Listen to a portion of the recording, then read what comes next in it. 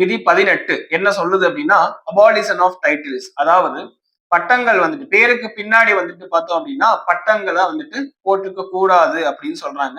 ரெண்டே ரெண்டு பட்டங்கள் மட்டும் போட்டுக்கலாம் அப்படின்னு சொல்றாங்க. ஒண்ணு என்னன்னா எஜுகேஷனல் இன்ஸ்டிடியூஷன்ஸ் தரக்கூடிய பட்டங்கள். நம்ம பேருக்கு பின்னாடி பிஏ, பிஎஸ்சி இந்த மாதிரி கல்வி நிறுவனங்கள், அதாவது யூனிவர்சிட்டிஸ் ஆர் காலேஜஸ் தந்த பட்டங்களை நம்ம போட்டுக்கலாம். அதர்வைஸ் மிலிட்ரிஸ் தரக்கூடிய, அதாவது ராணுவ பட்டங்களை வந்துட்டு பேருக்கு பின்னாடி போட்டுக்கலாம். உதாரணம் பார்த்தோம் அப்படின்னா பரம்வீர் சக்ரா, இந்த மாதிரி ஒரு சில ராணுவ பட்டங்கள் தருவாங்க, போட்டுக்கலாம்.